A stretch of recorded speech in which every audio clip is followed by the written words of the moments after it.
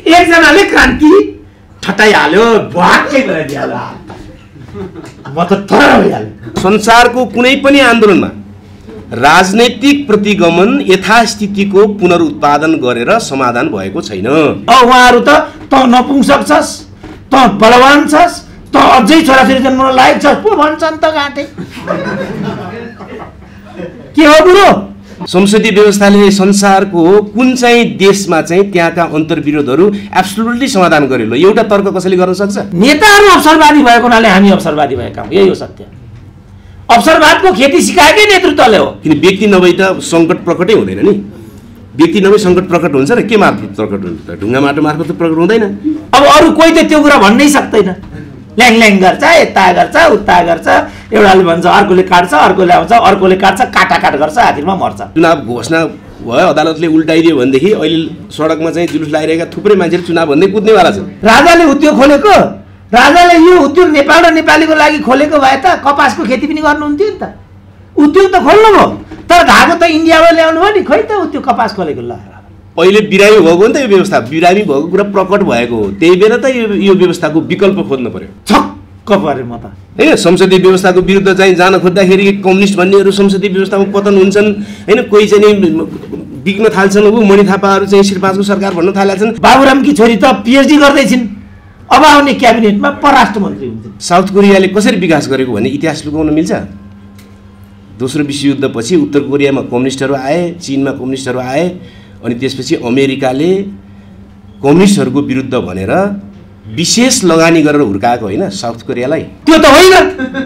ए PhD गरेको हेर पढे लेखेका मान्छे बौला हुन्छन् भनिदिएको छ, तल कार्यकर्ताले ताली ठोकेको छ। राजनैतिक प्रतिगमन यथास्थितिको पुनरुत्पादन गरेर अथवा यो संसद पुनर्स्थापना गरेर वा नयाँ चुनाव गरेर राजनैतिक प्रतिगमन सचिने भन्ने हुँदैन, त्यो परास्त गर्ने भन्ने हुँदैन। छोरो अस्ट्रेलियामा छ, 2 करोडको गाडी चढ्छ, होटलको सेफ छ। मैले यहाँ साइकल किन्न सकिनँ, कसरी त्यस्तो भयो होला त? विगत 400 वर्षसम्म युरोपले चाहिँ संसारभरि लुटेर लगेको पैसा चाहिँ कहाँ फाल्यो त? मेरा छोराछोरीले जनयुद्ध गर्नु के अपराध हो? मैले छोराछोरी पाउनु अपराध हो भनेर डिङ हाँक्दै हिँड्नुहुन्छ प्रचण्डले। हामीले त्यो भने हो र? हामीले तिम्रो छोराछोरीको चाहिँ वरियता हुन्छ कि हुँदैन भनेको मात्रै हो नि त। हामीले के किन तिम्रो छोराछोरी किन बनायो भने हो? बिनाको पालो कि पम्फाको पालो पो भनेको त। उपनिवेशवाद अन्तर्गत संसारलाई लुटेर लगेर युरोप बनाएका हुन् उनीहरूले। त्यो चाहिँ संसदीय व्यवस्थाले बनाएको हो त? त्यस्तो कुरा गर्ने, त्यस्तो इतिहास कसैले पनि पढाएको छैन जस्तो कुरा गर्ने होइन, त्यस्तो कुरा गर्नु हुँदैन। हामीले युनिभर्सिटीमा जागिर खाएर त्यत्रो अपराध के गरे हो र? आज बुद्धिजीवी अवसरवादी हुन्छन् भनेर माओका कोटेसन कार्यकर्तालाई सुनाउँदै छिन्ने समय छ। कान्तिपुर बन्द, गुखापत्र बन्द, रेडियो नेपाल बन्द, हेर कत्रो अन्याय छ त हाम्रो समाजमा। ए बाबा मैले कम्युनिजममा पिएचडी गरेँ अनि राष्ट्रियताका बारेमा चिन्तन मनन गरेँ, त्यो नै मेरो अपराध हो त? पर एउटा रेड आर्मी कुदेर आएर stand up, he is our president and you are standing here, why this is भनिदियो। बाफ्रे म त थर भएँ। यस्तो कार्यक्रम कहिले पनि काहीँ पनि हुँदैन क्या। यही नै असफलताको मुख्य बिन्दु हो। एउटै कान्छीको लागि त सबै कुरा केन्द्रित रहेछ नि त, त्यो देखियो नि त। मान्छे कान्छी त महत्त्वपूर्ण रहेछ नि त। म जब साँच्चै कम्युनिजम र कम्युनिस्ट नेता कम्युनिस्ट आन्दोलनका विरुद्धमा साँच्चै प्रहार र विष बमनको स्थिति हुन्छ, त्यो बेला म ढाल भएर उभिन्छु। वक्ता साथीहरू त अधिकांश हिँडिसक्नुभयो। रहेका वक्ता साथीहरू, पत्रकार मित्रहरू, जे विषयमा हामीहरूले आज छलफल गर्न गइरहेका छौँ त्यो विषयको मुख्य चुनौती भनेको पनि आज हामीले जसरी कार्यक्रम सञ्चालन गरेका छौँ त्यही नै हो भन्ने जस्तो लाग्छ क्या मलाई। अब बडका नेताहरू चाहिँ सबभन्दा ढिलो आउने, सबभन्दा छिटो बोल्ने, अनि कोही बिरामी भयो भन्ने, कोही हतार छ भन्ने होइन, अनि कसले कति बोल्ने भन्ने समय सीमा पनि नहुने, यस्तो कार्यक्रम कहिले पनि काहीँ पनि हुँदैन क्या। यही नै असफलताको मुख्य बिन्दु हो। तर हामी यो मान्दैनौँ। अब के गर्छौँ भने अर्को जोडदेखि महिलाई नबोलाउने, यो त अलिकति भड्काउ गुरुवाद रहेछ, हुँदैन भन्ने डाँडा कटाइदिने। क्रान्तिमा पनि यही भयो, ऋषि कपिलको पार्टीमा पनि यही भयो माओवादीवालामा पनि त्यही भयो। जस्तो प्रचण्डहरूलाई आतंकवादी भन्थे, शेरबहादुरहरू बोरामा झोलामा टाउको लिएर आऊ, बोरामा पैसा लिएर जाऊ भन्थे। धामी आयोगमा चाहिँ जुन पहिलो माओवादीको विषयमा तयार पारिएको रिपोर्ट थियो वामदेवको पालामा, त्यसको सदस्य सचिव योगेश भट्टराई जस्तो लाग्छ मलाई, गृहमन्त्री वामदेव, त्यहाँ यो माओवादी भन्नेलाई चाहिँ लखेटिकन सिद्ध्याउनुपर्छ भनेर लेखिएको छ। अब पछिबाट तिनै प्रचण्डले त्यही शेरबहादुरसँग घाँटी जोडे, तिनै योगेश भट्टराईहरू अहिले प्रचण्डका हर्ताकर्ता छन्। कोही केही बोल्दैन। यहाँ सब एकछिनमा कोही क्रान्तिकारी हुँ भने, कोही गुरिल्ला हुँ भने, कोही के, सबैले त त्यो कुरा कसैले पनि भनेन। चरम अवसरवाद भनेको त्यहाँभित्र छ। म पो बाबुको छोरो भएको हुनाले के फरक पर्छ र होइन भनिदिन्छु। अब अरू कोही त त्यो कुरा भन्नै सक्दैन। ल्याङ ल्याङ गर्छ, यता गर्छ, उता गर्छ, एउटाले भन्छ, अर्कोले काट्छ, अर्कोले आउँछ, अर्कोले काट्छ, काटाकाट गर्छ, आखिरमा मर्छ। कम्युनिस्ट आन्दोलन भएको यही हो।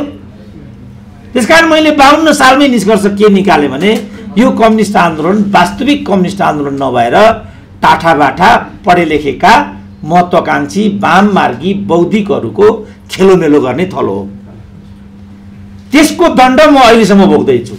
हाम्रो आन्दोलनलाई यसो भन्ने त्यो चाहिँ नभन्ने, तर व्यवहारबाट त्यही कुरा सिद्ध गरिदिने। अब के उपाय छ त? अहिलेको प्रश्न यो हो, के गर्ने त? अब एउटा यहाँ मित्रले भन्नुभएको छ के छ त एउटा वैकल्पिक उपाय, त्यो कुरा ठोस रूपमा आएन भन्ने खालको। जस्तो आवतीजीले धेरै राम्रो बोल्ने मध्ये एउटा आवती पनि हो। राम्रो बोल्न त कोही पनि कम छैन अहिले त, तर निकै राम्रो बोल्ने मध्येमा एउटा आवती पनि हो। पुँजीवादले कहाँ के थाई समाधान र वैकल्पिक व्यवस्था दिएको छ त? त्यस्तो दृष्टान्त कहाँ छ भन्नु हो। अब अमेरिकैबाट थाल्ने हो भने मान्छेहरू वास्तविक कम्युनिजम खोज्नको लागि चीन जाने होइन, अमेरिका जाने हो भन्छन्। किनभने अमेरिकामा पद्धति छ, गर्नेले खान पाउँछ, नगर्नेले खान पाउँदैन, धेरै काम गर्नेले बढी खान्छ, थोरै काम गर्ने कम खान्छ।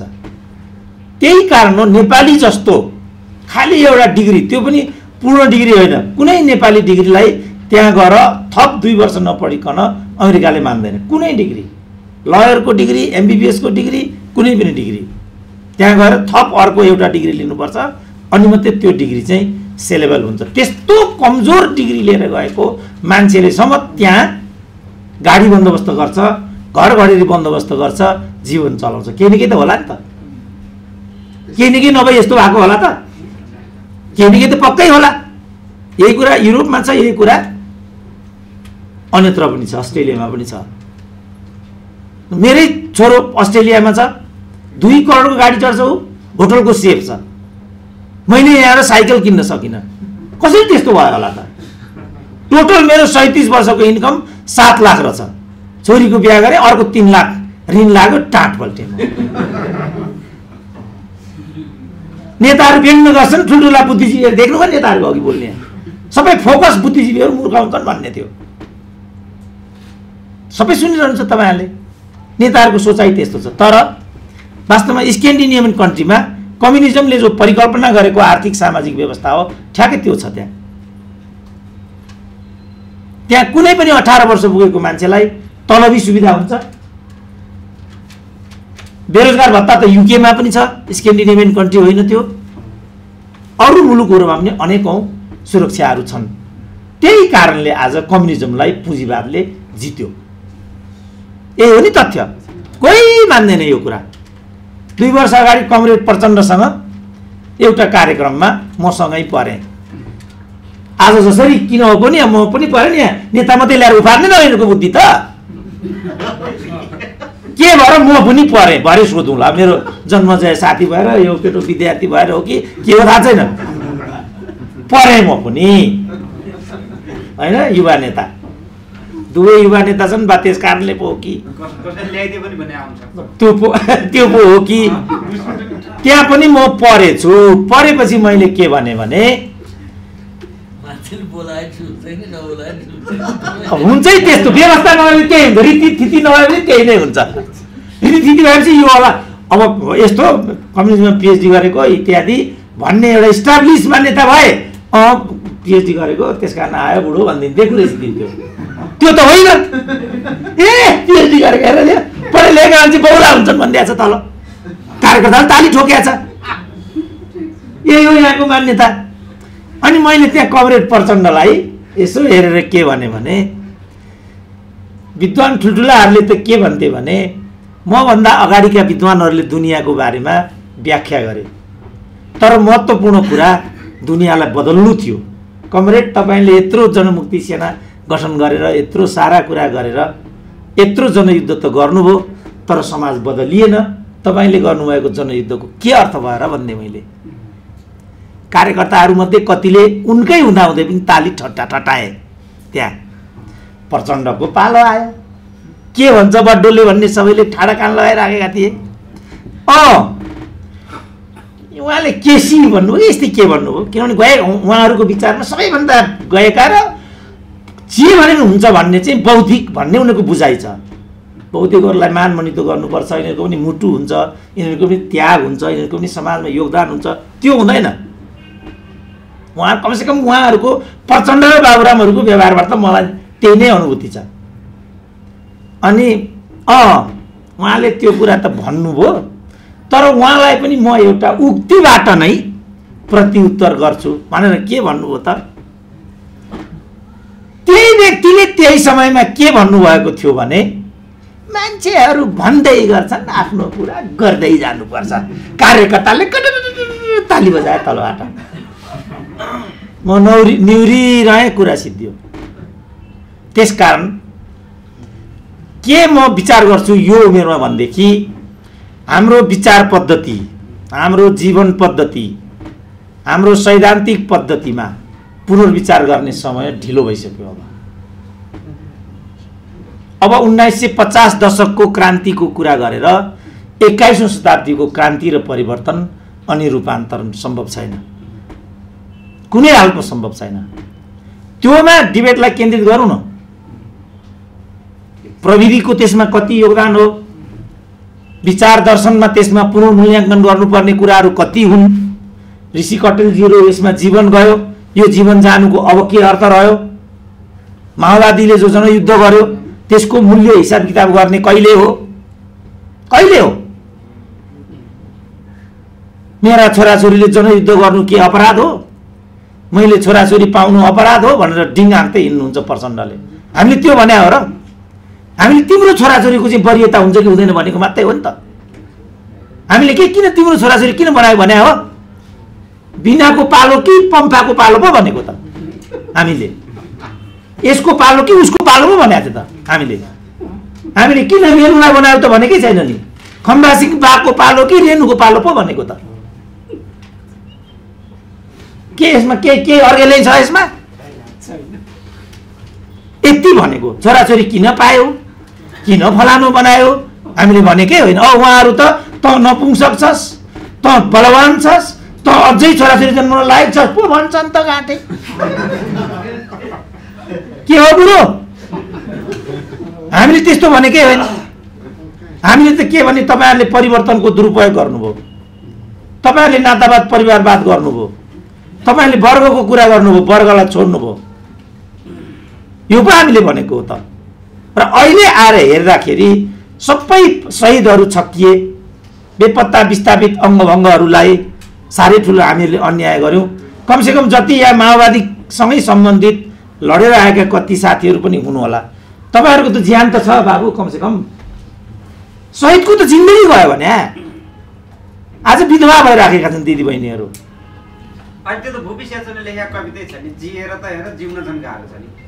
अब यो त अझ मिना खोज्ने कुरा हो। अहिले मिना खोज्ने बेला छैन। सेल्फ जस्टिफिकेसन होइन, सेल्फ क्रिटिसिजम। हामीबाट गल्ती भएकै छ। जस्तो मैले सिपी गजुरेल मोहन वैद्यहरूसँगैको एउटा कार्यक्रममा तपाईहरुबाट यो भएन, यो विचलन हुँदैछ, तपाईहरुले सक्नु भएन, यो पार्टीको जिम्मेवारी पूर्ण रूपमा मलाई दिनुस् भनेको मैले मोहन वैद्यलाई नै। त्यसपछि एकाडेमीमा सीपी गजोरेलसँग त्यस्तै पर्यो। यो सबै प्रचण्डले गरिरहँदा तपाईहरु चाहिँ कहाँ हुनुहुन्थ्यो भने मैले त्यहाँ पार्टी पद्धति थियो कि थिएन? पार्टीको आय व्ययको विवरण त्यहाँभित्र राखिन्थ्यो कि राखिँदैन थियो? माइनोरिटी सिस्टम थियो कि थिएन? माओवादीसँग त्यत्रो सम्पत्ति एकट्ठा भएको भन्ने छ, त्यो सम्पत्ति कहाँ छ तपाईलाई थाहा छ कि थाहा छैन? 1 रुपैयाँ पनि कसैले यहाँ छ भन्न सक्दैन नि? सक्छ? कहाँ छ त त्यसो? कि त्यसपछि माओवादी पार्टी वास्तवमा शून्य सम्पत्ति भएको पार्टी हो त? त्यो हिसाब किताब तपाईले किन गर्नु भएन? जस्तो सुरेश आलेहरू नक्कु जेलमा हुँदाखेरि म सुन्तोलाको ढाकर बोकेर उहाँहरूलाई भेट्न गएको थिएँ। जाँदाखेरि मैले एउटा सानो टक पनि त्यहाँ गरिहालेँ। यहाँ बाहिर बजारमा के भनिन्छ भने तपाईहरुलाई आफ्नै पंक्तिभित्र षड्यन्त्र गरेर पक्राउ गरेको भन्ने छ। सुरेशजी, मातृकाजी, यो के कुरा हो? रेकर्ड गरिराखौँ, म कम्युनिस्ट आन्दोलनको पार्ट 3 लेख्दैछु, त्यसमा यो कुरालाई उद्धरण लिने मेरो विचार छ। के कुरा हो यो भनेर सोधेँ मैले। त्यो कुरा त होइन भन्नुभयो। पछिबाट त्यो बिरही भन्ने एकजना युवा नेता अनिल बिरही, उहाँसँग मैले यो कुरा खुब बुझ्न खोजेँ के हो त यो भनेर। मातृका र उहाँहरूको कुरामा अलिकति भिन्नता देखिन्थ्यो। सुरेश आलेहरूले भन्नुहुन्थ्यो षड्यन्त्र त होइन नै भन्नुहुन्थ्यो उहाँले चाहिँ। बिरहीहरूले भन्नुभयो यसमा षड्यन्त्रको सम्भावना पनि छ। त्यसो भने सीपी गजुरेलहरूको पक्राउ, मोहन वैद्यहरूको पक्राउ पार्टीबाटै भएको अन्तर्घात पछाडि हो कि यो संयोग मात्रै हो त? यो के कुरा हो? अब अहिले पनि माओवादी कति साथीहरू जो मिलिटेन्ट हुनुहुन्छ यो हलमा पनि हुनुहुन्छ, उहाँहरूको पनि एकअर्कामा भनाइ के छ भने अन्तर्द्वन्द्व विकसित भएका कार्यकर्ताहरूलाई पार्टी भित्रैबाट योजनाबद्ध मर्वाउने काम पनि भएकै छ भन्ने छ। यदि यस्तो हो भने त खतरनाक भयो त। यो त एकदमै साथीहरूको जीव ज्यानमाथि नै षड्यन्त्र हुने हो र नेतृत्वको लागि आफ्नै साथी ढाल्ने हो भने त बाफ्रे बाफ्रे बाफ्रे, यो त कल्पना नै गर्न सकिँदैन नि। यसबाट मैले के सार खिच्न खोजेको भने यो आन्दोलनभित्र काहीँ न काहीँ अनेक किसिमका विचलनहरू थिए, अराजकता थियो, आपराधिक सोच थियो, दुश्मनको षड्यन्त्र इत्यादि भनिन्छ, त्यसले पनि काम गर्थ्यो कि के थियो भन्ने कुराहरू पनि अनुत्तरित नै छन्। त्यसका बीचबाट विकसित भएको आन्दोलनलाई आज यस रूपमा प्रयोग गरिँदैछ। यो एकदम आपत्तिजनक छ, यो खेदजनक छ। यसलाई नपरगलिकन अब अर्को आन्दोलनको विकास नेपाली कम्युनिस्ट जगतमा हुन सक्दैन ऋषिजी, सम्भव छैन। यो जो घात हामीबाट भयो, यो घातको या त क्षतिपूर्ति होइन भने आत्मआलोचना, यो दुईटा नहुँदासम्म कुनै वैकल्पिक आन्दोलन हुँदैन र हुँदैन। मै भन्छु कि मै त एथोरिटी हुँ, कसैले माने पनि नमाने पनि मै हुँ एथोरिटी यसको, र त्यस्तो हुँदैन। जस्तो साथीहरू अहिले जस्तो हाम्रो साईजीदेखि हाम्रो ऋषिजीसम्म आउँदाखेरि कति राम्रो छ त बोली उहाँहरूको, एक पनि खण्डन गर्न सकिँदैन।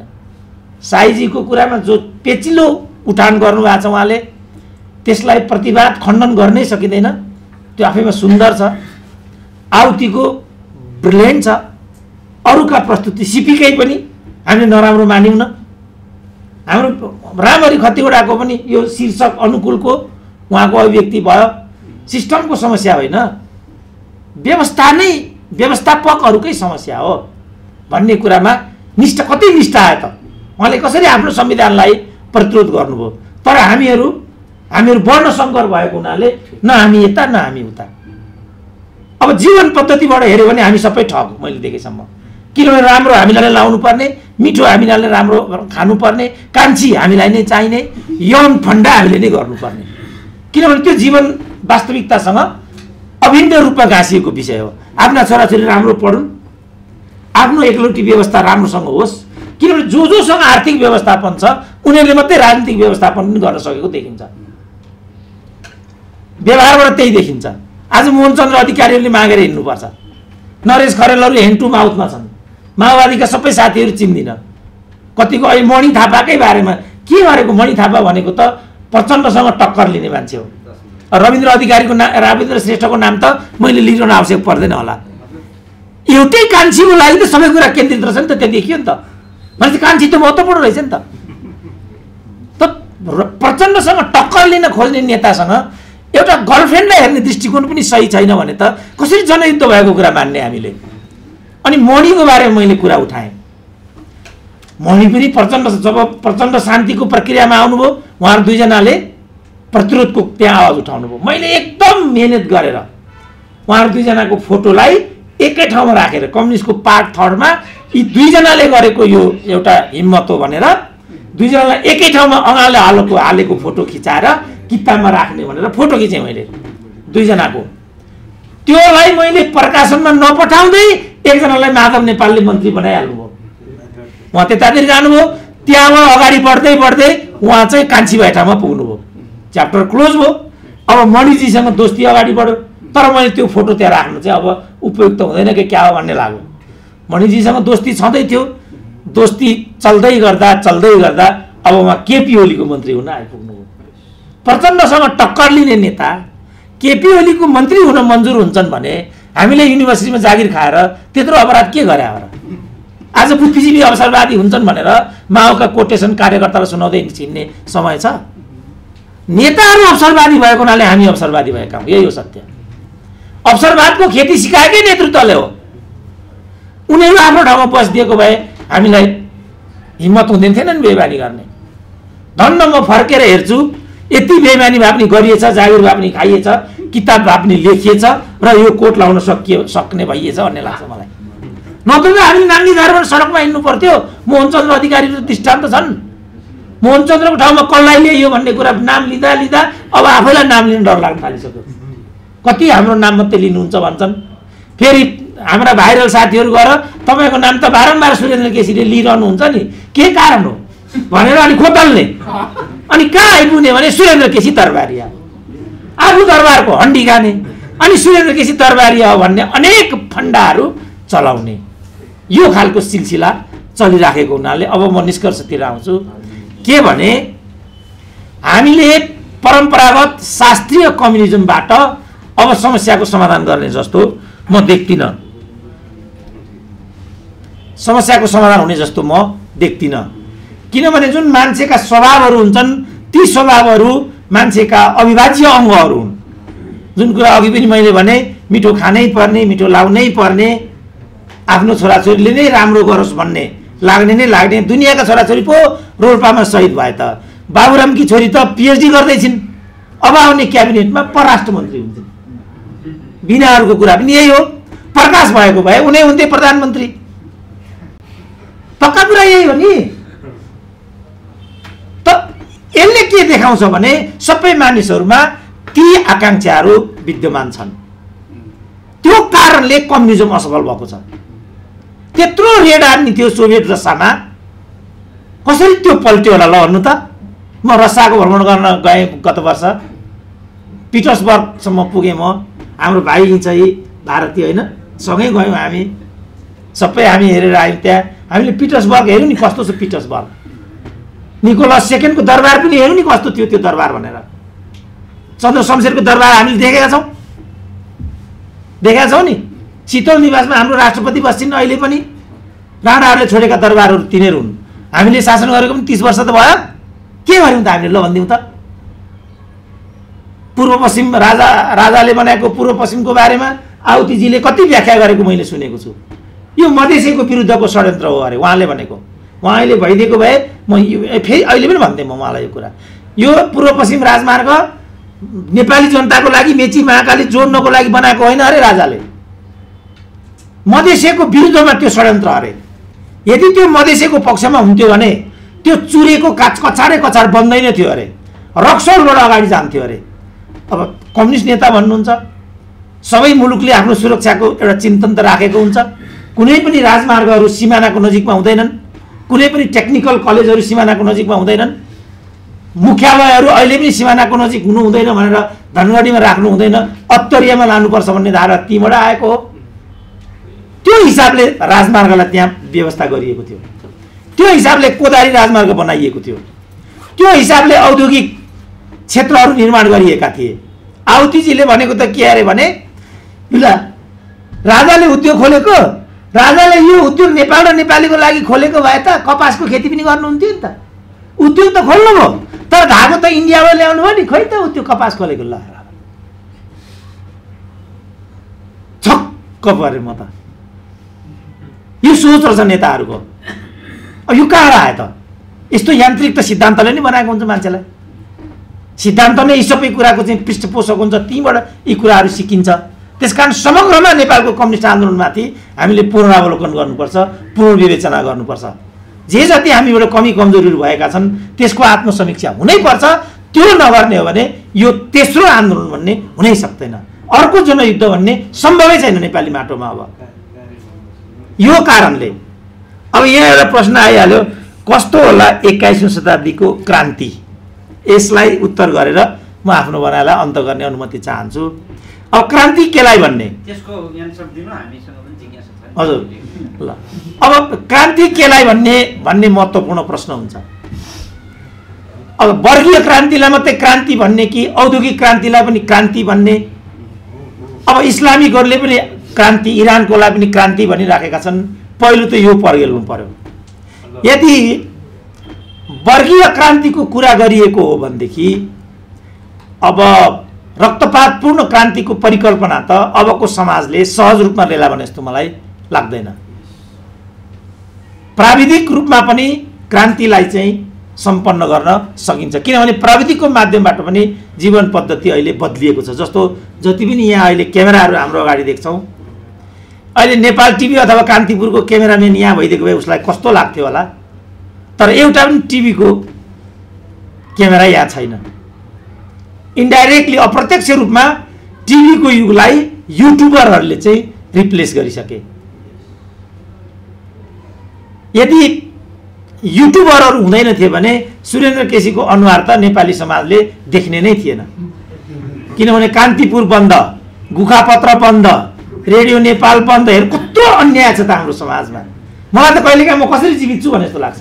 ऋषि कटेलजीहरू नहुँदासम्म त्यो पार्टीको एकका मै हुन्थे, त्यहाँको अध्यक्ष उहाँ हुनुभएपछि त्यो ढोका पनि बन्द गरिदिनु भयो।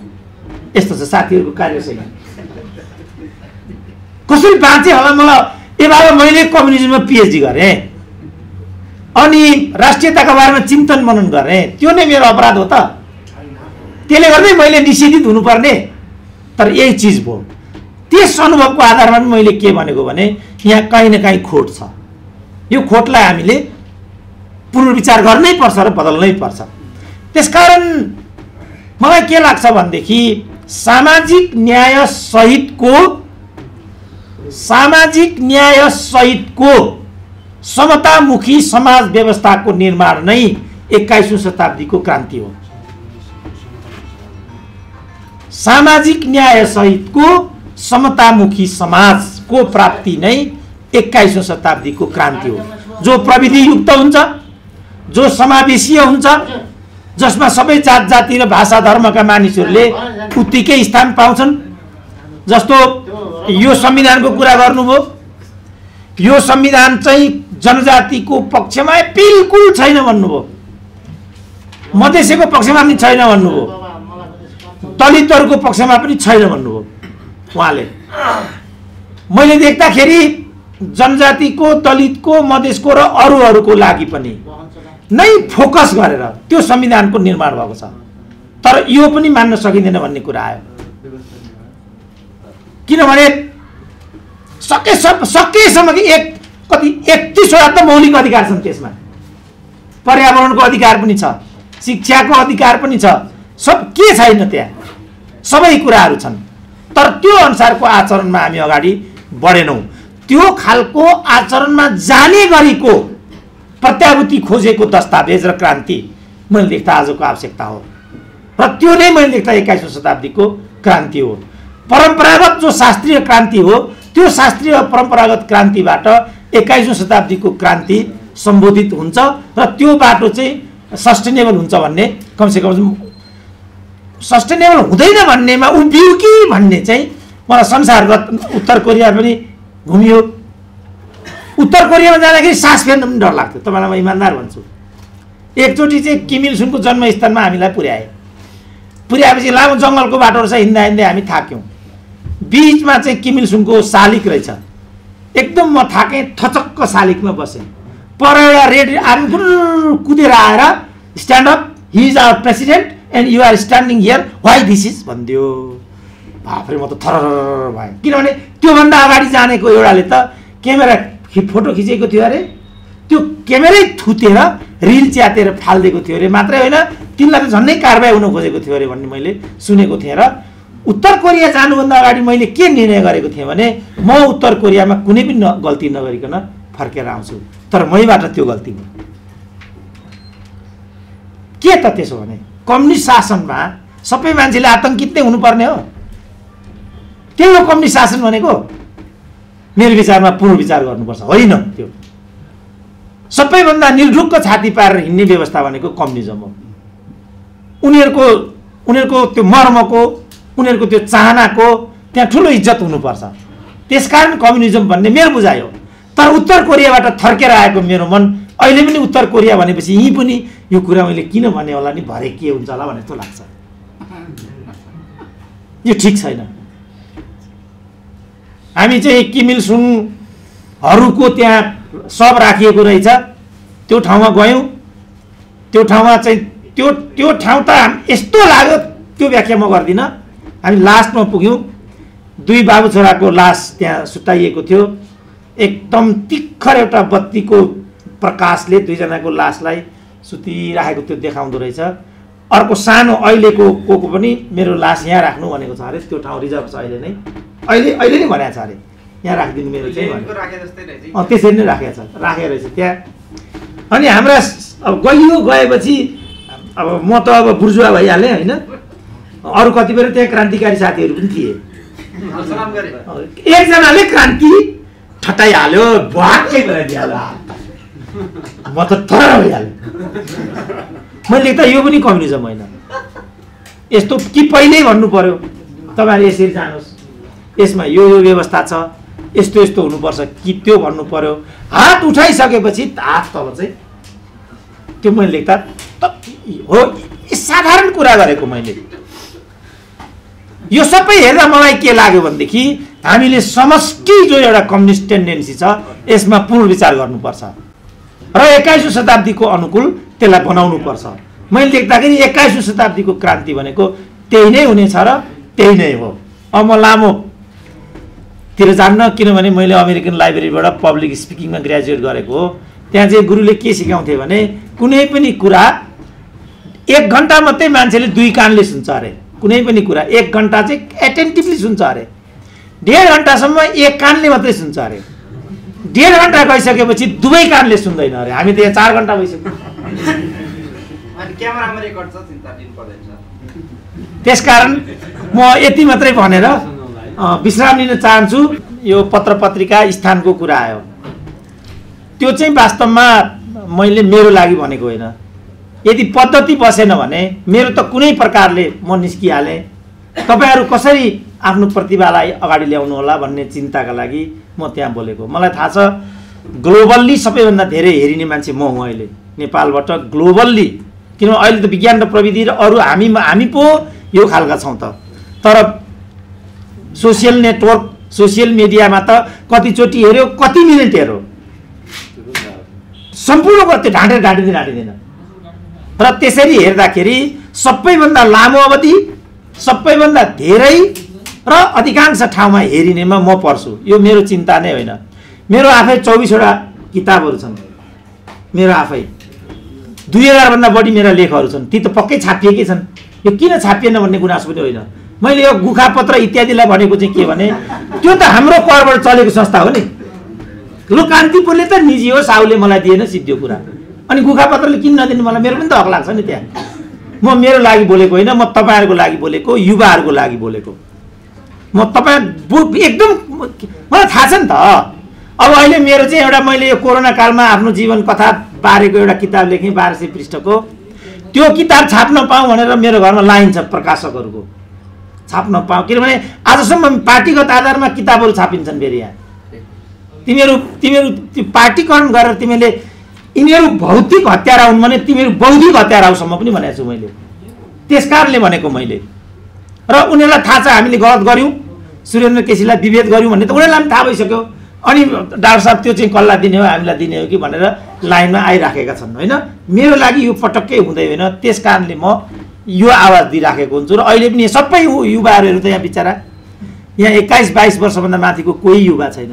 यो उसको आफ्नो बरकतबाट उसको बाबुले दिएको खर्चबाट कटाएर किनेको क्यामेरा लिएर ऊ यहाँ उभिएको छ। यो लगेर सोसियल मिडियामा उसले जोड्छ र यहाँबाट आएको भ्युजको आधारमा 2 पैसा प्राप्त गर्छ, फेरि ऊ यो खिच्न यहाँ आउँछ। आज यो थियो र न ऊ यहाँ छ, यो नभए कहाँ जान्थ्यो त ऊ खाडी जान्थ्यो र अहिलेसम्म ऊ मरिसकेको हुन्थ्यो। यो आवाज दिएको हो नि मैले त यसमा। यो जहाँसम्म राजा ज्ञानेन्द्रको कुरा हो, राजा ज्ञानेन्द्र मेरो चाहिँ nationality and Nepalese foreign policy भन्ने एउटा टपिकमा मेरो हार्वर्ड युनिभर्सिटीमा मेरो इनरोलमेन्ट थियो। म त्यहाँ 1 सेमेस्टर जहाँ पनि जहिले पनि हार्वर्डमा गफ दिन्छन् यहाँ झुवाक चल्यो हार्वर्ड भन्ने नि के रहेछ भनेर मैले अब के गर्नु, मलाई पनि हार्वर्ड पढ्ने मन छ, अब महँगो छ भन्छन्, खर्च जुटाउन गाह्रो हुन्छ भनेर एउटा अन्तर्वार्तामा बोलेको थिएँ। बिहानै एउटा मान्छे आयो, तपाईँ हार्वर्ड पक्का जाने हो? जाने हो, ल जानुहोस्, कति खर्च लाग्छ? म भएँ भनिदियो। अनि मैले के गर्नु होला भनेको बोस्टनमा, हार्वर्ड कहाँ छ भन्ने मलाई थाहा थिएन, हार्वर्ड बोस्टनमा रहेछ। बोस्टनमा एउटा भाइ रहेछ त्यहाँ, डाक्टर साहब हजुर हार्वर्ड आउने अरे, म बोस्टनमा छु है हजुर भन्यो एउटाले। ओहो तिमी त्यहाँ छौ, के काम गर्छौ भन्नुभएको। यहाँ नेकपा संयुक्तको मान्छे हो त्यो, फेरि युवा नेता नेकपा संयुक्तको मान्छे, म हार्वर्ड छु, अब के अरे बोस्टन छु भन्छ। के गर्नुहुन्छ बाबु त्यहाँ भनेर मैले सोधेँ। म यहाँ पुजारी छु भन्छ। नेकपा संयुक्तको नेता पुजारी भएर जीवन बिताइरहेको छ बोस्टनमा। हामी रात दिन अमेरिकालाई गाली गर्छौँ, पुरोहितलाई कालो मुसो लगाउँछौँ, जनरल चुडाउँछ, हेर्नु न त्यतातिर नजाउँ। तर हजुर हजुर होइन, पार्टी जुनसुकै भए पनि त्यो मान्छे किन त्यस्तो भयो भन्ने कुरा हो।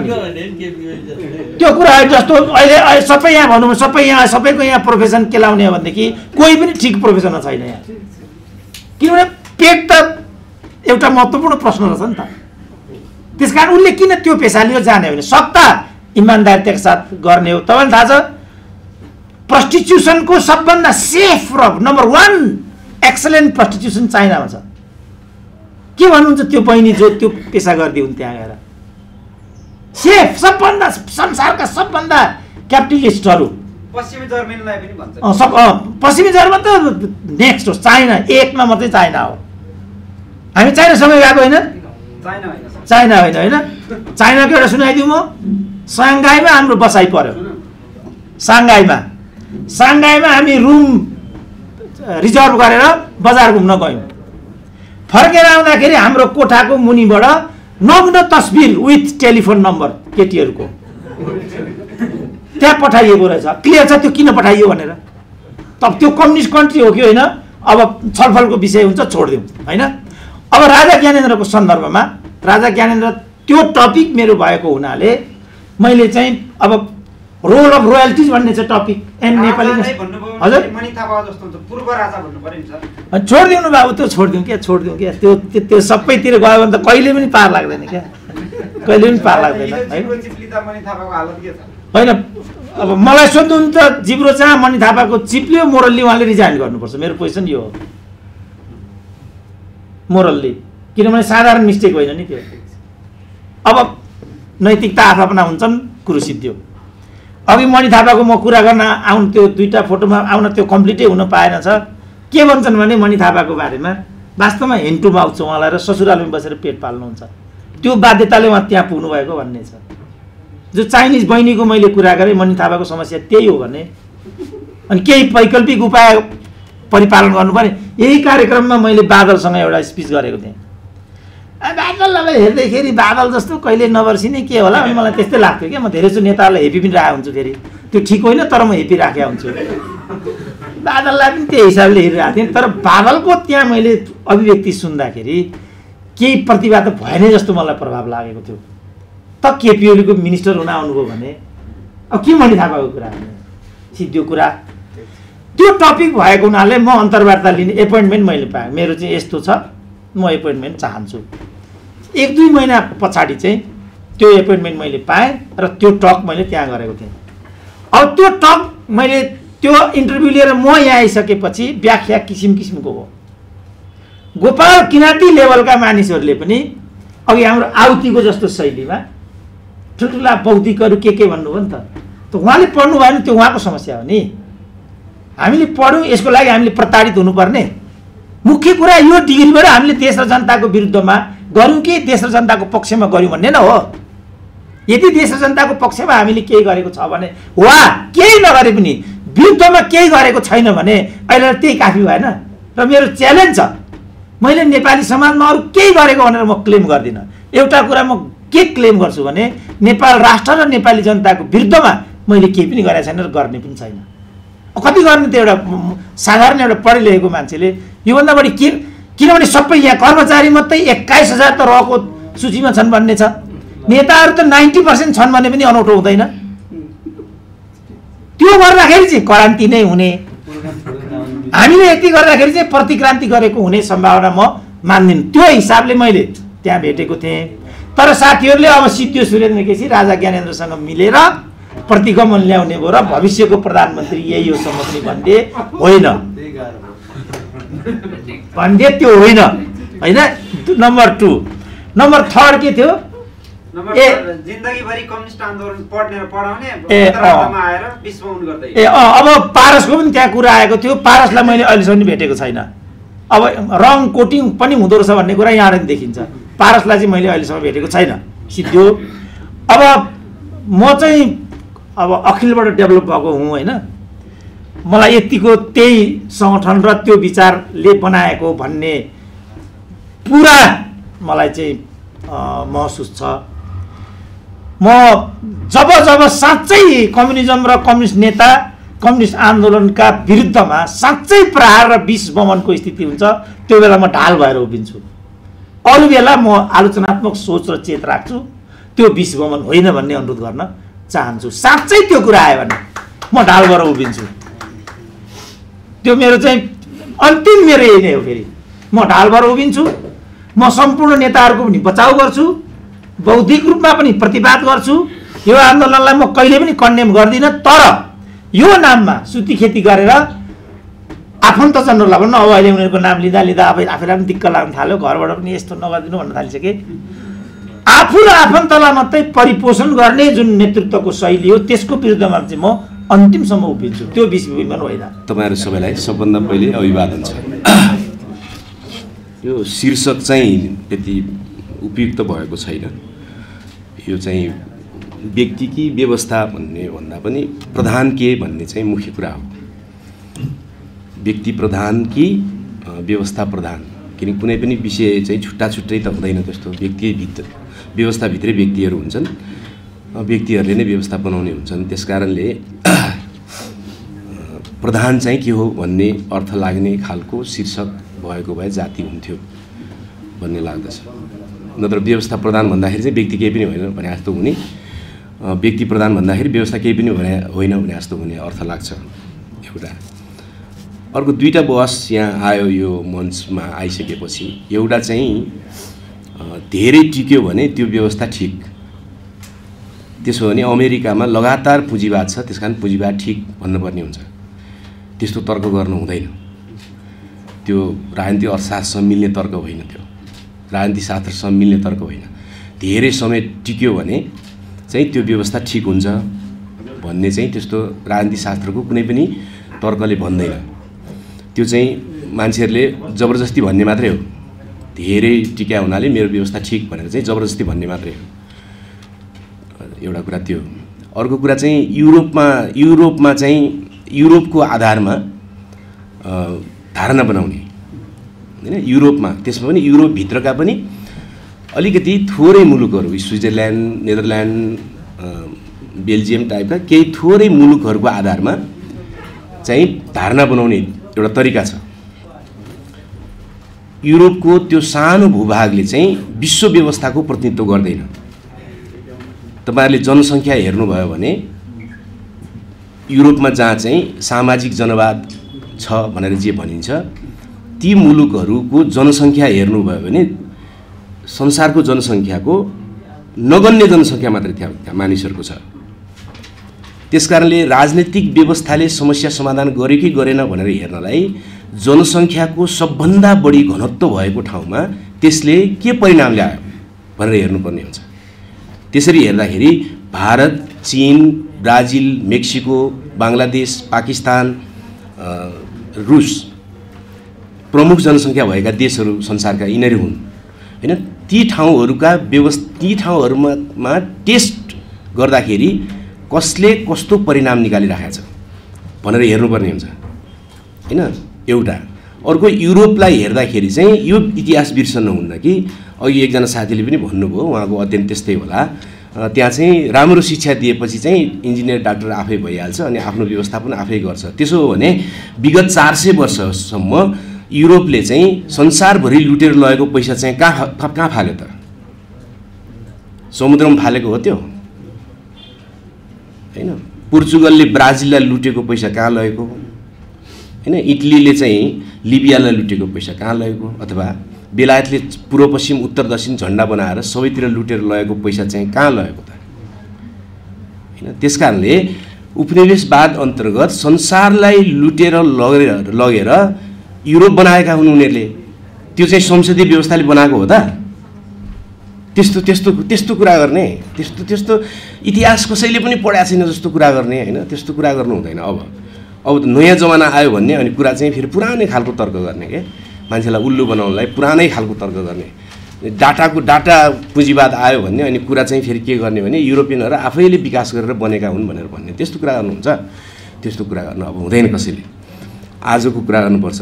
इतिहास धेरै मान्छेले पढ्न थाले। पहिला पैसा नहुनेहरूले पढ्न पाउँदैन थिए, अब डाटाबाट किनेर पनि पढ्न थाले भन्ने कुरा बुझ्नुपर्छ। एउटा कुरा त्यो। त्यसकारणले पुँजीवाद चाहिँ युरोपको कुनाको केही देशहरूमा प्रगति भयो, त्यो पनि विश्व लुटेर लगेर कमाएको पैसा। अनि कतिपय मान्छेले भन्छन् साउथ कोरियाले कस्तो विकास गर्यो, साउथ कोरियाले कसरी विकास गरेको भन्ने इतिहास लुकाउन मिल्छ? दोस्रो विश्वयुद्धपछि उत्तर कोरियामा कम्युनिस्टहरू आए, चीनमा कम्युनिस्टहरू आए, अनि त्यसपछि अमेरिकाले कम्युनिस्टहरूको विरुद्ध भनेर विशेष लगानी गरेर हुर्काएको होइन साउथ कोरियालाई। साउथ कोरियामा बनेका जति सामान अमेरिकाले सबै किनिदिने, अनि अमेरिकाले बनाएको सामान केही पनि त्यहाँ बेच्न नलाने। अनि साउथ कोरियन पुँजीपतिले ऋण माग्यो भने माइनस ब्याजमा ऋण दिने गरे होइन। 1 करोड ऋण लियो भने 90 लाखतिर पुग्ने गरे होइन। अनि यस्तो जापान र कोरिया जस्ता देशहरूलाई त्यसरी हुर्काएको होइन कम्युनिस्टहरूको विरुद्ध। अनि त्यो स्वाभाविक विकास भएको हो, त्यो पुँजीवाद स्वाभाविक विकास भएको हो। दक्षिण कोरिया त्यो संसदीय व्यवस्थाले प्रगति गरे हो। त्यो संसदीय व्यवस्थाले संसारको कुन चाहिँ देशमा चाहिँ त्यहाँका अन्तर्विरोधहरू एब्सोल्युटली समाधान गर्यो? ल एउटा तर्क कसैले गर्न सक्छ? अमेरिकामा एकजना काला मारिएको इतिहासलाई मात्रै हिसाब गर्यो भने अहिलेसम्म रङ्गभेदको हल गर्न सकेको छैन, गफ दिने होइन। त्यसकारण संसदीय व्यवस्था वा पुँजीवादी व्यवस्था संसारको हल नै होइन। कहाँ भयो हल? कहाँ गर्यो त्यसले हल होइन? 70 वर्ष भयो भारतमा, हल भयो? किसानहरू सडकमा मरिरहेका, हरेक वर्ष किसानहरू आत्महत्या गरिरहेका छन्। संसदीय विघटन हुनुपर्छ र सङ्कट आउनलाई? किसानहरू मर्नुपर्ने अवस्था चाहिँ सङ्कट होइन? के हो सङ्कट भनेको? अनि सङ्कटको परिभाषा यहाँ कसरी हुन थालेको छ भन्दाखेरि चाहिँ संसद विघटन भएपछि सङ्कट आएको भनेर बुझ्ने के होइन। संसद विघटन गरेपछि चाहिँ सङ्कट आयो भनेर बुझ्ने, त्यसो भने हो र? सङ्कटलाई हेर्ने त वर्गीय दृष्टिकोण हुन्छ नि, वर्गीय दृष्टिकोण हुन्छ सङ्कटलाई हेर्ने। संसद विघटन गरेर सङ्कट आएको त प्रचण्डजीहरूको वर्गलाई हो नि। नेपाली जनतालाई सङ्कट आएको संसद विघटन गरेर होइन, नेपाली जनतालाई सङ्कट आएको त यहाँका मानिसहरूले आफ्नो जीवन ठिक ढङ्गले चल्न नपाउने दिन झन् बढ्दै गएर हो।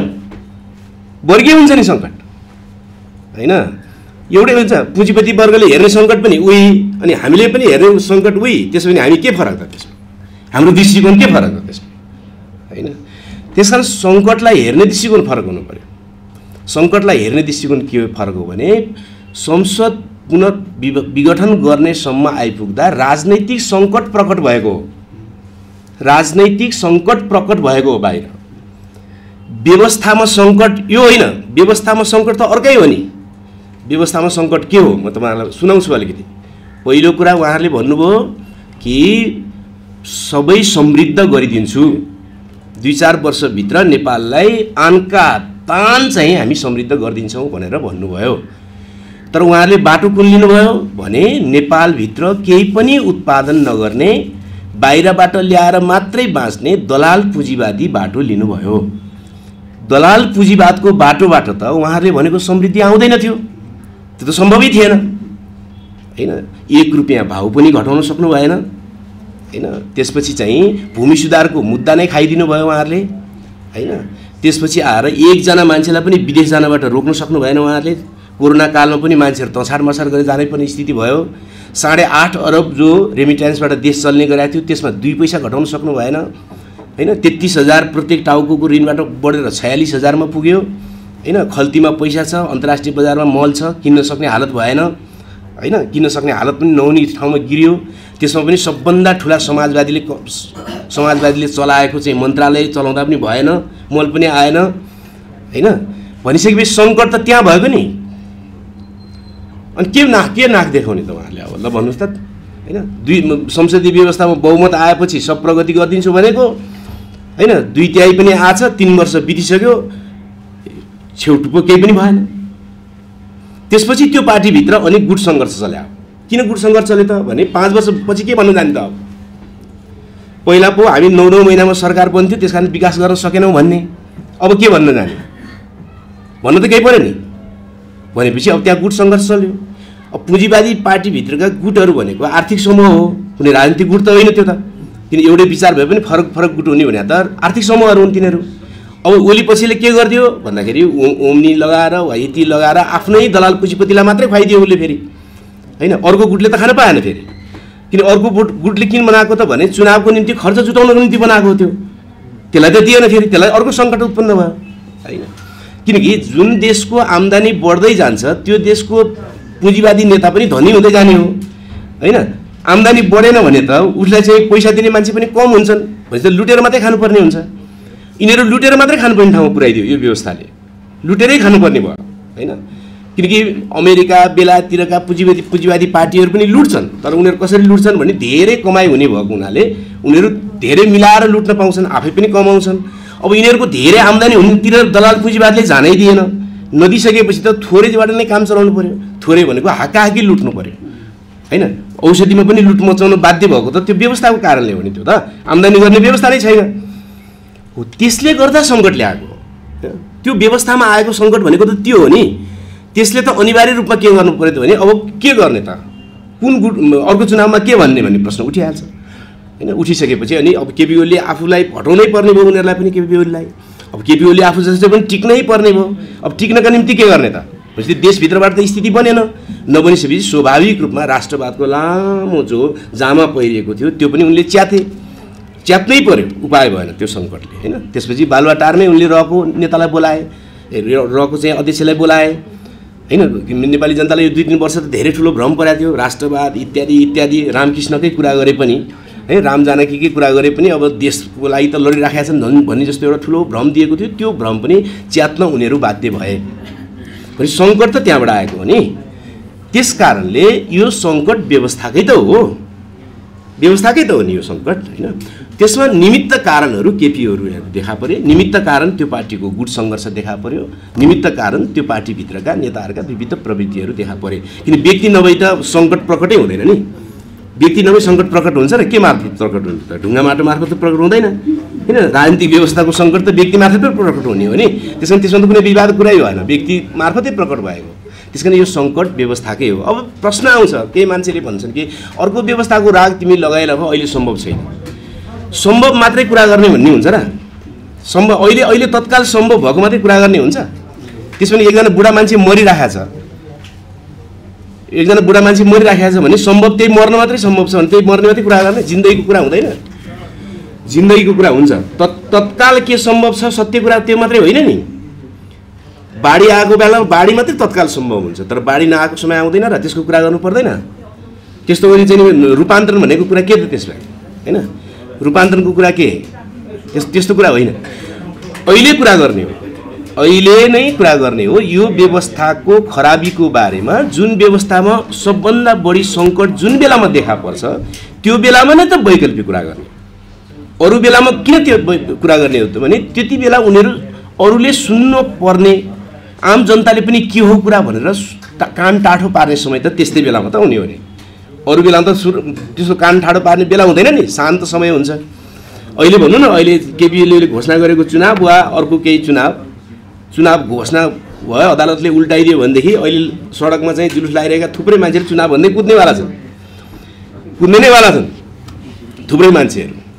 आम जनताको ध्यान पनि उनीहरूले त्यता लानेवाला छन्। व्यवस्था परिवर्तनको कुरा गऱ्यो भने त्यति बेला एकदम कम सुनिनेवाला छ नि। त्यस कारणले मान्छे औषधिको कुरा मान्छेले कुन बेलामा बढी सुन्छ त भने नि बिरामी भावना सुन्छ नि। बिरामी भावना नआएला त ए हो र त्यस्तै त हो र भन्दै हिँड्छ नि त। बिरामी भएपछि चाहिँ वैद्यले पनि केही गरिदिन्छ कि पात खाएर नि केही हुन्छ कि भने सबै कुरो सुन्न थाल्छ मान्छे। अहिले बिरामी भएको नि त यो व्यवस्था, बिरामी भएको कुरा प्रकट भएको हो, त्यही बेला त यो व्यवस्थाको विकल्प खोज्नु पर्यो, विकल्पको बारेमा कुरा गर्नु पर्यो होइन। विकल्पको बारेमा कुरा गर्नु पर्यो, गरेको कुरा सुनाउन थाल्नु पर्यो। अहिले नै के सम्भव छ भने त पञ्चायतको विरुद्ध सुरु गरेको आन्दोलनको बेलामा पञ्चायत ढलिहाल्न सम्भव थियो त होइन। 17 सालमा कु भएपछि 17 सालैबाट सुरु भएको नि पञ्चायत विरुद्धको आन्दोलन होइन, पञ्चायत विरुद्धको अभियान। र थुप्रै मान्छेहरू पञ्चायतमा पसे, कम्युनिस्ट पार्टीबाट पञ्चायतमा पसे, काङ्ग्रेसबाट पञ्चायतमा पसे, युनिभर्सिटीमा ठुल्ठुला डिग्री लिनेहरू पञ्चको चाहिँ भरौटी बनेर हिँडे। यस्तो कति हुन्छ अहिले पनि हुन्छ होइन। संसदीय व्यवस्थाको विरुद्ध चाहिँ जान खोज्दाखेरि कम्युनिस्ट भन्नेहरू संसदीय व्यवस्थामा पतन हुन्छन् होइन। कोही चाहिँ बिग्न थाल्छन्, मणि थापाहरू चाहिँ श्रीपाँचको सरकार भन्न थालेका छन्। यस्ता चाहिँ भनौँ न गार्बेजहरू भनौँ न एक प्रकारको अङ्ग्रेजीमा भन्दाखेरि होइन। चिनी बनाउँदाखेरि उखुका छोक्राहरू निस्किन्छन् भने जस्तो नयाँ व्यवस्थाको निम्ति लड्दाखेरि छोक्राहरू त कति निस्किन्छ नि। त्यसले टाइम त निश्चित लिन्छ नि, टाइम लिन्छ। तर आज विज्ञान प्रविधिको युगले टाइमलाई छुट्याइदिएको छ होइन, टाइमलाई एकदम छुट्याइदियो। हिजो एउटा सर्कुलर पुऱ्याउनलाई 3 दिन लाग्थ्यो भने आज 5 सेकेन्ड लाग्ने भयो। हिजोको कम्युनिस्ट आन्दोलन पनि, हिजोको लोकतान्त्रिक आन्दोलन पनि आवाजको गतिमा थियो, साउन्डको गतिमा थियो होइन। आजको जीवन पनि र आजको टेक्नोलोजी पनि र आजको आन्दोलन पनि अब प्रकाशको गतिमा हुन्छ, प्रकाशको गतिमा। त्यसकारण आन्दोलनको र व्यवस्था परिवर्तनका कुराहरू खुम्चिएका छन्। अब यो कसैले नसोचोस् कि हिजो पञ्चायत 30 वर्ष चलेको थियो, बहुदल चाहिँ 15 वर्ष टिकेको थियो, अब यो व्यवस्था पनि हामी मस्तसँग चाहिँ 20 वर्ष खान्छौँ भनेर प्रचण्ड माधवहरूले सोचेका छन् वा केपी ओलीले सोचेका छन् वा शेरबहादुरले सोचेका छन् भने उनले विज्ञान प्रविधि र समयको रफ्तारलाई नबुझेको हो। आजको विज्ञान प्रविधिको रफ्तारलाई नबुझेको हो। त्यो रफ्तारलाई बुझ्ने हो भने अब त्यस्तो स्थिति छैन, तीव्रतामा जान्छ। त्यस कारणले अहिले व्यवस्थामा सङ्कट हो, निमित्त कारण व्यक्तिहरू हुन् होइन। जसरी चाहिँ हुन्थ्यो नि ज्ञानेन्द्रलाई चाहिँ चिठी दिनेहरू थिए नि त, निवेदन हाल्नेहरू, म प्रधानमन्त्री हुन पाऊँ भनेर। तिनको कारणले ज्ञानेन्द्रले गरे प्रतिगमन तिनले कारणले भयो त होइन नि। त्यो त तिनी त निमित्त कारणहरू हुन् नि होइन। प्रतिगमन नसच्याइकन अनि आफ्नो राजकाज पनि चलाउन पाइन्छ कि भनेर रोइ गरेका थिए तिनीहरूले त, त्यो त हुनेवालै थिएन। र प्रश्न कुरा मेरो अन्तिममा एक मिनटमा म सक्छु, त्यो के त भने कुनै पनि संसारको, आज नेपालको मात्रै होइन, संसारको कुनै पनि आन्दोलनमा राजनैतिक प्रतिगमन यथास्थितिको पुनरुत्पादन गरेर समाधान भएको छैन। यहाँ मात्रै होइन, संसारको कुनै पनि राजनीतिमा एउटा मात्रै उदाहरण कसैले देखाओस्, राजनैतिक प्रतिगमन यथास्थितिको पुनरुत्पादन गरेर अथवा यो संसद पुनर्स्थापना गरेर वा नयाँ चुनाव गरेर राजनैतिक प्रतिगमन सच्चिने भन्ने हुँदैन, त्यो परास्त गर्ने भन्ने हुँदैन। 3 वर्षदेखि नेपाली जनताले सोचेका थिए राष्ट्रियतामाथि सूक्ष्म विदेशीहरूको सूक्ष्म तलखेल हुने, माइक्रो म्यानेजमेन्ट हुने दिन त गएको हो कि भनेर जो सोचेका थिए, आज प्रचण्डजी मुम्बई जाँदाखेरि कसैलाई नि वास्ता भएन, कोसँग भेट्न गएको मतलब भएन, केही पनि मतलब भएन। किन भएन ल भन्नुहोस् त? किन उनी त देशबाट निस्किने बित्तिकै चर्चा हुन्थ्यो नि त त्यस्तो। किन भएन त भने अब बालुवाटारमै आएर विदेशको इन्डियाको चाहिँ रको प्रमुखले भेट्ने दिन आइसकेपछि अब कोही मुम्बई जाँदाखेरि किन सोध्नु पर्यो अब भन्ने जनताले बुझ्यो। अब भनेपछि यो सबै जो खलबलिएको छ, त्यो खलबलिएको संसद पुनर्स्थापनापछि त्यो राष्ट्रियताको च्यानल ठ्याक्क मिल्छ। अब स्वाधीनता भन्छ त अब फर्किँदैन। 1 लाख कर्मचारी भएको देशमा, करिब 1 लाख कर्मचारी भएको देशमा 10,000 जागिरी खुल्यो र उत्पीडितहरूको पक्षमा 500मा खुम्चाइदियो लोकसेवा आयोगले। यी पार्टीहरू कोही पनि बोलेन। अब त्यो 10,000मा 10% मान्छेहरू 20 वर्षसम्म असमावेशी भइसक्यो कि त्यो फर्किन्छ? अब संसद पुनर्स्थापना गरेपछि फर्किन्छ? त्यो फर्किँदैन। व्यवस्थामा प्रतिगमन हुन थालेको हो, त्यसको राजनीतिक प्रतिबिम्ब मात्रै हो यो त। त्यस कारणले संसारभरि राजनीतिक प्रतिगमनलाई नष्ट गर्ने हो भने अग्रगामी परिवर्तनले मात्रै सक्छ।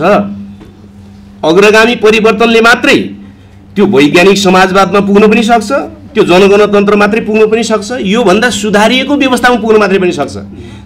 याद गर्नु भएको छ तपाईहरुले पञ्चायत कालमा पञ्चायत हार्ने स्थिति आइसकेपछि राजा वीरेन्द्रले के नारा दिए त? पञ्चायत र बहुदलको चुनाव गरौँ भने त उनले भनेन, उनले पनि बुझाएको थिए पञ्चायतलाई नै जिताउँ त सकिन्छ आफ्नो मिलिट्री खर्च गरेर पुलिस खर्च गरेर, तर जिताए पनि जनताले तब मात्रै मान्छ पञ्चायतमा केही न केही सुधार हुनुपर्छ भनेर सुधारिएको पञ्चायत र बहुदलको बिचमा चुनाव भयो। दुश्मनहरूले पनि बुझाछन् कि केही न केही व्यवस्थामा सुधार गर्यो भने मात्रै गडबडी हल गर्न सकिन्छ। अनि यो व्यवस्थामा चाहिँ एक कदम अगाडि नगइकन यसैलाई पुनरुत्पादन गरेर चाहिँ प्रतिगमन परास्त हुन्छ? हुँदैन, असम्भव कुरा हो। गर्न खोजे गरे हुन्छ हैन। ६२-६३ को आन्दोलनभन्दा अगाडि रातो घर अगाडि चाहिँ कति महिना जुलुस निकालेको सात पार्टीले? कति महिना हैन जुलुस निकालेको छ। एक दुईजनाको यसो टाउको पनि फुट्थ्यो, तर हुनेवाला केही पनि थिएन, जनता आउँदैन थियो। किनकि ४६ देखि गनाएका मान्छेहरू यिनै छन्। यिनै मान्छे निवेदन हाल्न जान्छन् प्रधानमन्त्री हुन, यिनै मान्छे चाहिँ आधा सचिव भन्छन् मन्त्री खान्छन्। किन जाने? को आउँछ आन्दोलनमा? जब माओवादी सहित गणतन्त्रको युगमा जाने, समावेशी सहितको नयाँ युगमा जाने भन्ने सहमति भएपछि मात्रै अनि ज्ञानेन्द्रको प्रतिगमन त के ज्ञानेन्द्रको शासनै सिद्धिने गरी आन्दोलन भएको हो। त्यसले मात्रै प्रतिगमन परास्त गरेको हो। त्यसकारणले प्रतिगमन परास्त गर्ने हो भने यथास्थितिको पुनरुत्पादन गरेर कसैले गर्छु भनेर सोच्यो भने त्यो सम्भव छैन। त्यो छ भन्ने कसैले संसद पुनर्स्थापना हुन सक्छ, त्यो ठुलो कुरा छैन। किन संसद पुनर्स्थापना के नेपालका राजनीतिक पार्टीहरूको हातमा छ र? अब यो अदालतको हातमा छ र? यो अब सबैलाई थाहा छ नि? छैन। अब त कोसँग गएर जिउ हजुरी गरेर कहाँ लम्पसार परेर कुन कुन दीर्घकालीन सम्झौतामा ल्याप्चे लगाउन थालिसकेपछि त्यसको पछिमा निर्णय हुने हो अब हैन। कुरा त सिधा छ नि। यिनीहरूको हातमा त छैन, अब संसदीय पार्टीहरूको हातमा त छैन। भनिसकेपछि संसद पुनर्स्थापनै भएछ भने पनि ल भनौँ न त यसले सङ्कट अरू ल्याउँदैन त? ल्याउँछ नि। के सङ्कट ल्याउँछ भन्दाखेरि नेपालीहरू 1.25 करोड विदेशमा गएर मरिराख्नु पर्ने सङ्कट त निरन्तर यसले ल्याइरहन्छ नि। हल गर्छ त यसले? कसरी हल गर्छ? हल त गर्दैन, हल गर्दैन नि। अख्तियारमा कस्ता मान्छे लान्छन् यिनीहरूले हामीलाई थाहा छ। न्यायाधीश कसरी लान्छन् यिनीहरूले यो व्यवस्थाले हामीलाई थाहा छ। कसरी हल गर्छ त? त्यो सङ्कट त नयाँ खालको फेरि नयाँ जन्मिन्छ नि। त्यस कारण एकै प्रकारको सङ्कट जन्मिरहन्छ भने होइन नि, फरक फरक प्रकृतिको सङ्कट जन्मिरहन्छ त्यो व्यवस्थाको कारण। कुरा त यो। त्यस कारणले अग्रगामी परिवर्तनमा जानु बाहेक अर्को विकल्प छैन हैन। अग्रगामी परिवर्तनमा कसरी जान्छ भन्ने कुरा संसदवादी पार्टीहरू सिधै तोकेर भनौँ न, प्रचण्ड माधवहरू, बाबुराम उपेन्द्रहरू र चाहिँ शेरबहादुर देउवाहरू, उनीहरू यो व्यवस्थामा अझ अग्रगामी परिवर्तनका एजेन्डाहरूमा जान तयार हुने गरेर आउँछन् भने संसद बाहिर भएकाहरूसँग उनीहरूको विभिन्न खालको आन्दोलनमय छलफल हुन सक्दछ, बन्न सक्दछ। किनकि संविधान बनाउँदाखेरि के गरिएको छ? जनजातिलाई लुटिएको होइन? के लेखिएको छ जनजातिको बारेमा? कसैले देखाउन सक्छ जनजातिको बारेमा के लेखिएको छ? संविधान बनाउँदाखेरि जनजातिहरूमाथि बलात्कार भएको, बलात्कार भएको जनजातिहरूमाथि एक शब्द लेखिएको छैन जनजातिको बारेमा। लुटिएको हो जनजातिलाई। मुस्लिमहरूलाई के दिएको छ? रमजान मनाउन जानका निम्ति अथवा चाहिँ साउदी अरेबिया जानका निम्ति बजेट दिने भन्दा बढी मुस्लिमको अस्तित्वलाई स्वीकार गरिएको छ। पञ्चायतले उद्योग धन्दालाई भनेर दिएको 500 जमिन, प्रत्येक उद्योगलाई दिएको 500 बिघा जमिन यिनीहरूले व्यक्तिको नाममा बेचेर खाने गरी चाहिँ भूमि ऐन ल्याए। भूमि सुधारको एजेन्डै खाइदिया हो कि होइन? हो नि। दलितहरूलाई केही दियो संविधानले? पहिलो संविधानसभामा लेखेको सबै संविधान सबै भत्काइदियो। कानुन बनाएर हुँदा भूमि दलितलाई दिने भने जमिन त अब सुकुम्बाहरूलाई बाँड्ने भन्छ 4 आना। त्यो प्रतिगमन भएको होइन? मधेसीहरूले किन जलाएको झन्डा त्यसमा प्रतीकात्मक रूपमा? किन जलाएको? सबै ठिक थियो त्यसमा? जनजातिहरूले प्रतिगामी संविधान भयो भने होइन? कहाँदेखि गन्ने? संविधान बनेदेखिको पछि भएकोलाई मात्रै प्रतिगमन भन्ने कि संविधान बन्नका निम्ति भएको आन्दोलनको मर्मदेखिलाई प्रतिगमन गर्ने? जनयुद्ध र जनआन्दोलन हुँदैन थियो भने संविधान बन्थ्यो? बन्दैन थियो। अनि जनयुद्ध र जनआन्दोलनले उठाएका मुद्दाहरूमा प्रतिगमनदेखि गन्ती गर्ने हो कि होइन? यहाँ त प्रतिगमन भएर बनेको संविधानदेखि पो गन्ती गर्ने भन्छ साथीहरू त। त्यसो भने जनआन्दोलन किन भएको थियो त? त्यसो प्रतिगमन भएर संविधान बन्या हो नि त। प्रतिगमन भएर संविधान बनेपछि अनि प्रतिगमन भएको संविधानदेखि गन्ती गर्ने कि त्यो संविधान बनाउनका निम्ति भनेर भएको लडाइँ र सङ्घर्षदेखि गन्ती गर्ने? गन्ती त त्यहाँबाट गर्नुपर्ने होला नि हैन।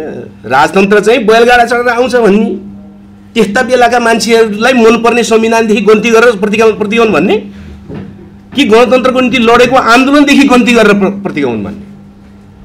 प्रश्न त यहाँनिर छ नि। त्यस कारणले गर्दाखेरि समस्या व्यवस्थामा हो, व्यक्तिहरू निमित्त कारण हो। अग्रगामी परिवर्तनको एजेन्डा बिना अहिलेको प्रतिगमन सच्चिने भन्ने सम्भव छैन, परास्त हुन्छ भन्ने सम्भव छैन। मैले अहिले राख्ने यति हो। धन्यवाद।